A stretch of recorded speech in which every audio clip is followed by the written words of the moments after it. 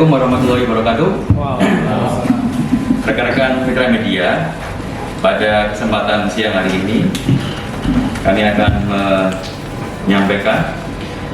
press release tentang dugaan tindak pidana pencemaran nama baik dan atau penghinaan yang ditujukan kepada individu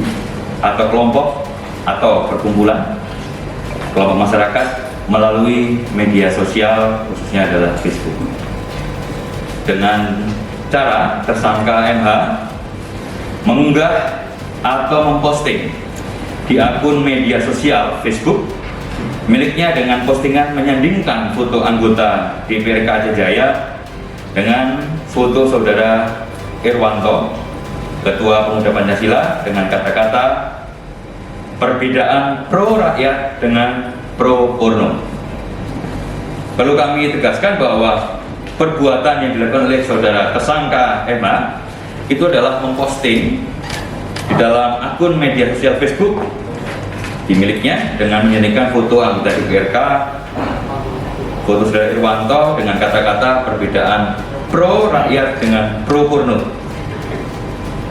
sehingga tulisan yang diposting oleh saudara tersangka MH tersebut dengan latar belakang saudara Irwanto merupakan Ketua Pemuda Pancasila. Akibat dari tulisan dan foto tersebut akan menimbulkan efek psikologis pada pembaca, dan pembaca akan meragukan sekelompok orang tersebut dan mungkin akan merasa tidak suka atau ikut memusuhi mereka.